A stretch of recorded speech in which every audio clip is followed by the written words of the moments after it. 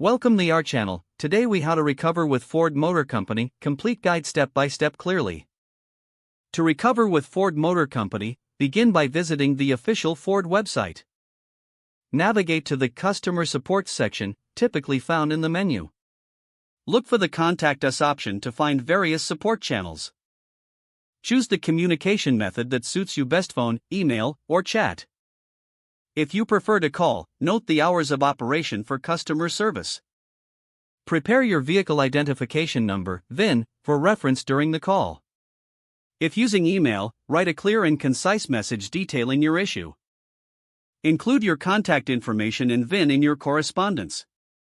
For chat support, be ready to provide your vehicle details for a quicker response. If your situation involves a warranty claim, gather relevant documents before contacting. Explore the Ford owner website for additional resources and troubleshooting guides. Check for any active recalls that may relate to your vehicle. If you need parts or service, locate your nearest Ford dealership using the site. Schedule an appointment online or by calling your local dealership directly.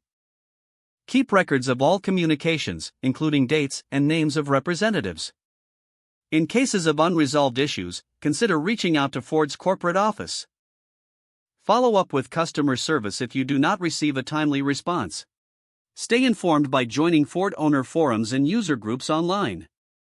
These communities can offer valuable advice and shared experiences. Document your recovery process carefully to ensure thoroughness. Be patient and persistent, as resolutions may take some time. If the page does not load, refresh the browser or try again in a private or incognito window. Make sure you are using the correct email address, then retype it carefully to avoid small typos. If your password is not accepted, use the reset option and create a new strong password you can remember.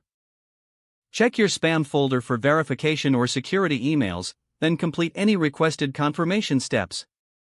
Enable two-factor authentication if available to improve account security and reduce unauthorized access risk. After signing in, review your profile details so your contact information and settings are accurate and current.